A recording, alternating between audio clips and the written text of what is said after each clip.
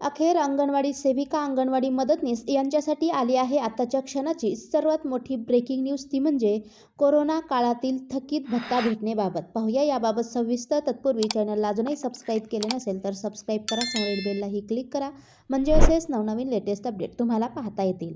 अंगणवाडी सेविकांचे धरणे आंदोलन. जळगाव जामोद पंचायत समितीवर थकीत कोरोना भत्त्यासाठी महिलांचा मोर्चा. कोरोना काळापासून अंगणवाडी सेविका, मदतनीस, आशा वर्कर यांचा भत्ता थकीत आहे.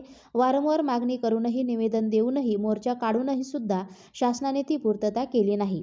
त्यामुळे शिटूच्या वतीने जिल्हाध्यक्ष कॉम्रेड पंजाबराव गायकवाड यांच्या नेतृत्वात अंगणवाडी कर्मचारी संघटना, आशा व गटप्रवर्तक संघटना आणि अर्धवेळ स्त्री परिचारिका महासंघ जिल्हा बुलढाण्याच्या वतीने 9 जानेवारी रोजी येथील तहसील आणि पंचायत समिती कार्यालयात एकदिवसीय धरणे आंदोलन करण्यात आले आहे.